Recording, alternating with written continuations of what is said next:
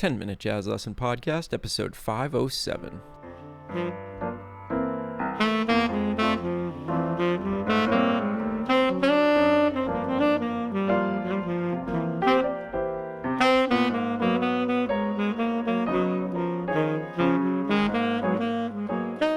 Hey everybody, as always, before we dive into the episode, just wanted to remind you, all of these episodes are available as YouTube videos on my YouTube channel.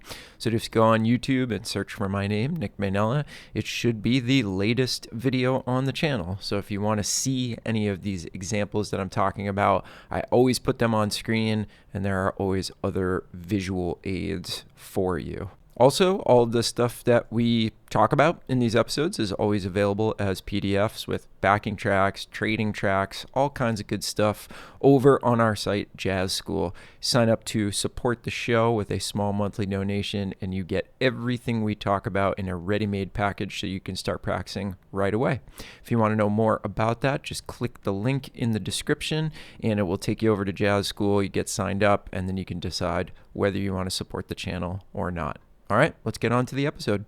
So today we're going to be talking about how we can use our voices to help us play at faster tempos. And this is the third part in a series on playing at faster tempos. So if you haven't checked out the other two, I'll drop a card somewhere so you can go and watch from the beginning. But today we're going to transition over to the blues, and we're going to talk about something that I feel is very, very important when it comes to playing really any tempo. But this helped me a ton with my fast tempos. And that is working out how to vocally and syllabically deliver information. Because ultimately, I think what we're all trying to do, especially at fast tempos, is play something that sounds natural. So why not use our first instrument, which is our voice, the instrument that we're all born with, to help us transition what we're playing at these fast tempos to our less natural instrument, whatever it happens to be. Because here's the thing. What I've struggled with at fast tempos over the years has been not necessarily the fact that it's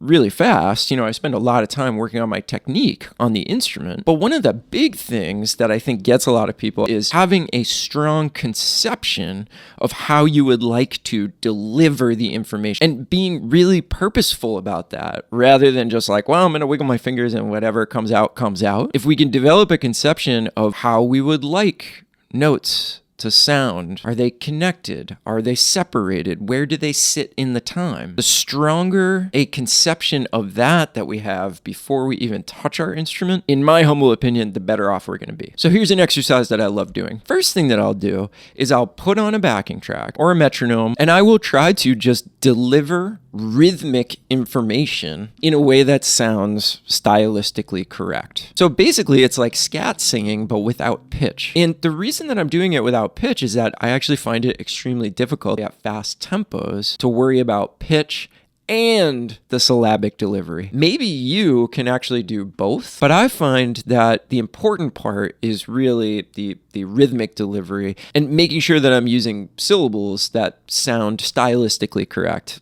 like my favorite players. So that's the first step.